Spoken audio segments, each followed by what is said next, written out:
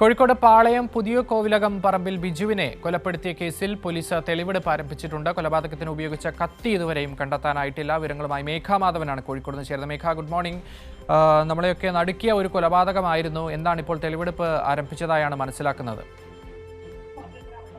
അക്ഷയ്, ഈ മാസം 19-നാണ് പാളയം സ്വദേശിയായ ബിജുവിന്റെ ബന്ധുവായ ദീപക് കൊലപ്പെടുത്തിയത്. അതിന് പിന്നാലെ തന്നെ ദീപകിനെ പിടികൂടിയ സാഹചര്യം ഉണ്ടായിരുന്നു. ഏതായാലും ഇന്നലെ തെളിവെടുപ്പ് നടത്തും എന്നതായിരുന്നു അന്വേഷണ സംഘം പറഞ്ഞത്. എന്നാൽ അത് ഇന്നലെ തെളിവെടുപ്പ് നടത്താൻ സാധിച്ചില്ല. ഇന്ന് രാവിലെ, അതായത് ഇന്ന് കസ്റ്റഡി കാലാവധി തീരുന്ന ദിവസമാണ്. അതുകൊണ്ട് തന്നെ കോടതിയിൽ ഹാജരാക്കേണ്ടതുണ്ട്. ഇന്ന് അതുകൊണ്ട് തന്നെ പ്രതിയുമായി തെളിവെടുപ്പ് നടത്തും എന്നതാണ് നമ്മൾ മനസ്സിലാക്കുന്നത്. ഈ കൊലപാതകത്തിന് ഉപയോഗിച്ച കത്തി ഇതുവരെ കണ്ടെത്താൻ സാധിച്ചിട്ടില്ല.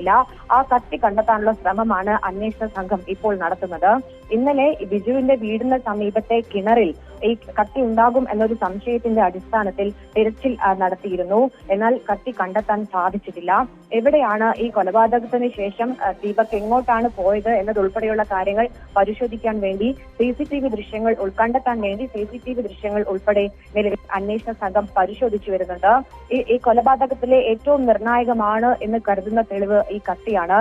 45 മുറിവുകളാണ് ഈ ബിജുവിന്റെ ശരീരത്തിൽ, അതായത് കഴുത്തിന് സമീപത്തായി കണ്ടെത്തിയത്. അതുകൊണ്ട് ഈ കേസിൽ ഏറ്റവും നിർണായകമായ തെളിവ് എന്നത് കത്തിയാണ്. ആ കത്തി കണ്ടെത്താനുള്ള ശ്രമം ഇതുവരെ അന്വേഷണ സംഘം നടത്തിയിരുന്നെങ്കിലും ഇതുവരെയും സാധിച്ചിട്ടില്ല.